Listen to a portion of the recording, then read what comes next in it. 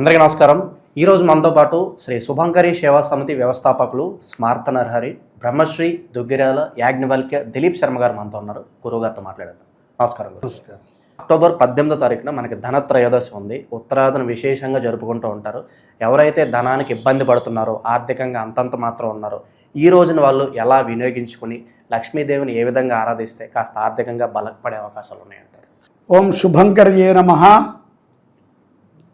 ధనత్రయోదశి ఇది ధన్ తేరాస్ అనేటువంటి ఒక నామంతో ఉత్తరాది ప్రజలు చాలా విశేషముగా ఆరాధన చేస్తారు. ఇది ఆశ్వీజ బహుళ అంటే కృష్ణపక్షములో వచ్చేటువంటి త్రయోదశి. నరక చతుర్దశికి ముందు వచ్చేటువంటి ఈ యొక్క త్రయోదశి సాయంకాలం రాత్రికి త్రయోదశి ఉన్నటువంటి రోజున ఈ యొక్క పూజను చేస్తారు. ఈ పూజలో ముఖ్య ఉద్దేశము, ధన్తేరాస్కి ఉన్నటువంటి ముఖ్య ఉద్దేశము ఆరోగ్యాన్ని వృద్ధిపరిచేటువంటి ఒక వ్రతం. ఇందులో ఇది మనమైతే అనుకుంటున్నాము ఉత్తరాది వాడు మాత్రమే చూస్తున్నారు. మన దగ్గర కూడా తూర్పుగోదావరి జిల్లా, శ్రీకాకుళము, విజయనగరము ఇటు సైడు వాళ్ళు ఇక్కడ యమవ్రతాన్ని చేయటం ఒక అలవాటు. యముడికి పూజ చేస్తారు రాత్రి కాలంలో. అంటే ఉదయం నుంచి కూడా ఉపవాసం ఉండి సాయంకాలం అంటే 18వ తారీఖు శనివారం చంద్రుడు వచ్చిన తర్వాత అంటే రాత్రి 7 గంటలకి అట్లా ఆ సమయంలో మనము గణపతిని ప్రార్థన చేసుకుని పూజ చేసుకుని తర్వాత మట్టి ప్రమిదలో యమదీపాన్ని పెడతారు. దక్షిణం వైపు చూస్తూ ఉన్నాడు. దీపము దక్షిణం వైపుకి పెట్టి యమదీపాన్ని పెడతారు. అక్కడ విష్ణువు అష్టోత్తరముతో కానీ, లేకపోతే ధన్వంతరి అష్టోత్తరముతో కానీ, లేకపోతే యమ అష్టోత్తరముతో కానీ, లేకపోతే శనేశ్వరుడి యొక్క అష్టోత్తరముతో కానీ పూజన చేసి పాల పాయసము, పెరుగన్నాన్ని నైవేద్యంగా పెడుతూ ఉంటారు వీళ్ళు. దానితో పాటుగా చాలామంది ఇప్పుడు స్వీట్లు అవి పెడుతున్నారు. ఇక్కడ ఈ యొక్క బంగారము దానం ఇచ్చేటువంటి పద్ధతి ఒకటి ఉన్నది.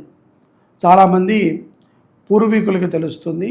ఆ రోజున బ్రాహ్మడికి ఈ యొక్క యమ పూజ, ఆరోగ్యము కోసము చేసేటువంటి ఈ యొక్క యమ పూజ అయిన తర్వాత బ్రాహ్మడికి సువర్ణము దానం ఇస్తారు. పూర్వం ఇచ్చేవాళ్ళు, ఇప్పుడు అంతా సువర్ణము బంగారం బాగా ఖరీదైంది కాబట్టి దాని ప్రత్యామ్నాయముగా పసుపు కలర్ అంటే మనకి ఏదైతే గనక బంగారపు కలర్లో ఉండేటువంటి పండ్లు ఉంటాయో, అరటి పండ్లు కానీ, కమలా పళ్ళు కానీ, ఇప్పుడు మామిడి పళ్ళు రావు కాబట్టి ఇంకేదైనా పసుపు దోస పండు కానీ బ్రాహ్మడికి దానంగా సమర్పణ చేసుకుంటారు. ఇలా చేసుకుంటం ద్వారా ఏ యజమాని, ఏ కుటుంబ పెద్ద అయితే ఈ కార్యక్రమాన్ని చేశారో వారికి ధనలక్ష్మి కటాక్షముతో పాటుగా ముఖ్యంగా ఆయుష్ వృద్ధి చెందుతుంది. ఎందుకంటే మనం సంపాదించేది ఒక్క క్షణము కూడా, ఒక అరక్షణము కూడా మన యొక్క జీవిత ప్రమాణంలో ఆయుష్ని మనం పెంచుకోలేం. ఒక్క సెకను, ఇప్పుడు నువ్వు ఈ సెకన్కి పోవాలి 12 గంటల 3 నిమిషాల 60 సెకండ్లకి నువ్వు చనిపోవాలి అని ఉంటే మనకి 50 సెకండ్లకి చనిపోవాలంటే 51వ సెకండ్ కూడా నువ్వు బతకలేవు. ఎంత డబ్బైనా సంపాదించు, ఎంత పేరైనా సంపాదించు, ఎన్నైనా నువ్వు సంపాదించు, ఈ క్షణము నీవు చావాలి అని ఉంటే చనిపోవటం.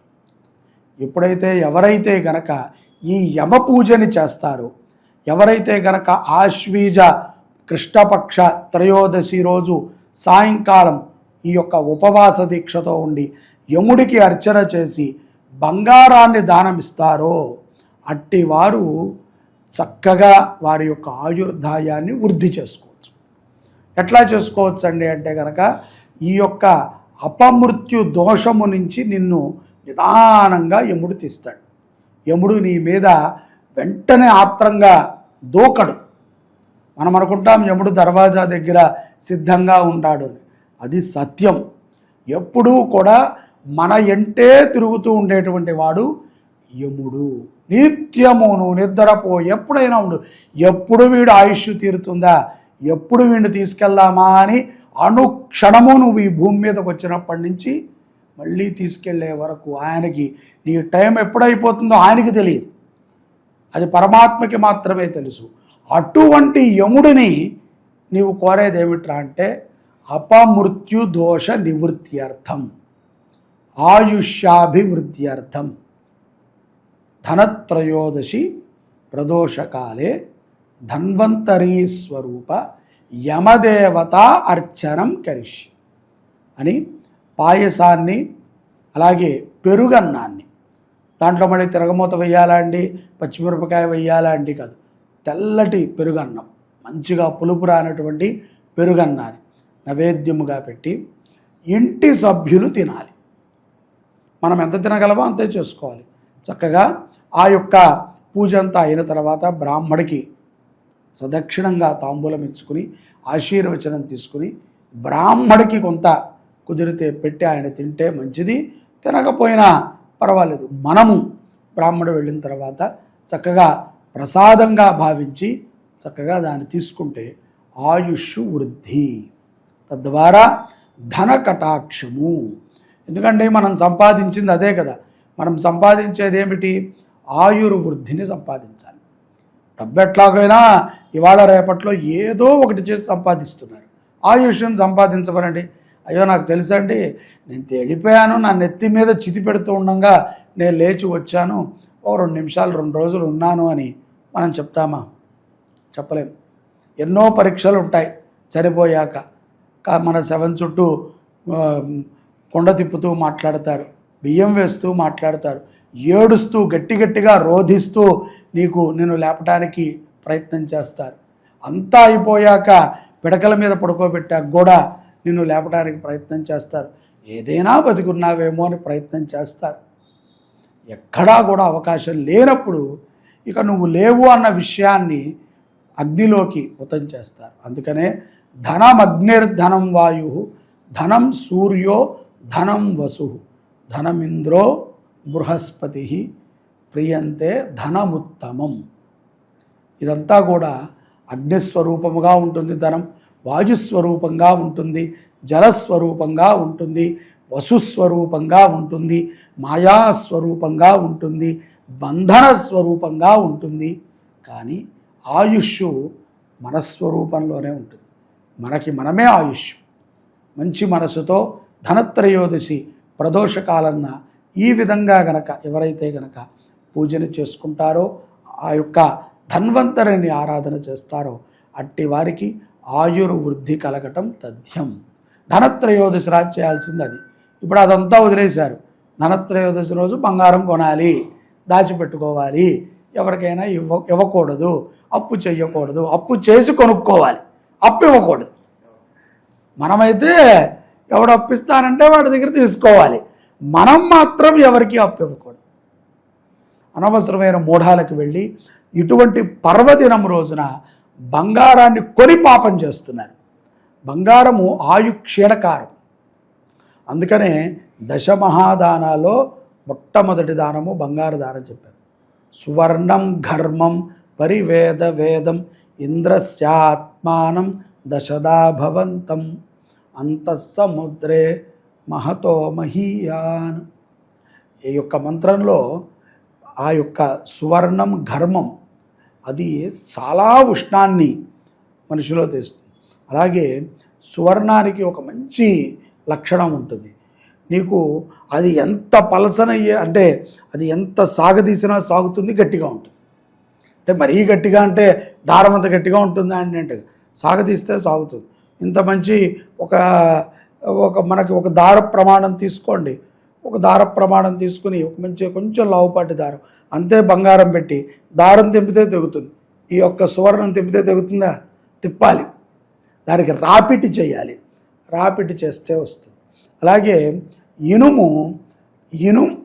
ఇనుముతో బంగారాన్ని మనం కొడతాం, కానీ ఇనుముకి ఏమన్నా బంగారం అంటుకుంటుందా?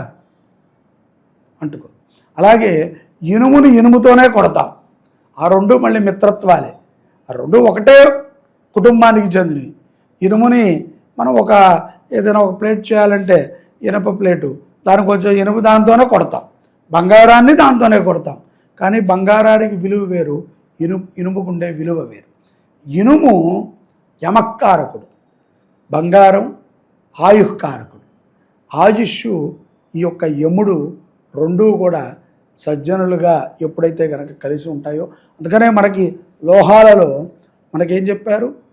వెండి, ఇత్తడి, పాదరసం, బంగారం, అలాగే కంచు, ఇవన్నిటినీ కూడా మిశ్రమించితే పంచలోహాలు అంటారు. ఈ యొక్క పంచలోహాలు చాలా దృఢగాత్రాన్ని ఇస్తాయి. దృఢగాత్రం ఇచ్చినప్పుడు మన ఆలోచన కూడా బాగుంటుంది. వీటిని కొనమని చెప్పలా. వాళ్ళు ధనత్రయోదశి కదా, అప్పు చేసి ఒక నెక్లెస్ కొనుక్కుందాం, అమ్మవారి మెడలో అలా వేసేసి తర్వాత మనం మెడలో వేసుకుందాం. దానివల్ల 1 సంవత్సరం ఆయుష్ తగ్గి ఉంటుంది. నీకేం తెలుస్తుంది? నేను చెప్పినట్టు చేయి, నీకు గ్యారంటీ ఒక్కరోజైనా నువ్వు ఎక్స్ట్రా బతుకుంటావు. నువ్వు బలాన్ని రోజు చనిపోతానని అనుకుంటే ఒక్కరోజైనా బతుకుతావు.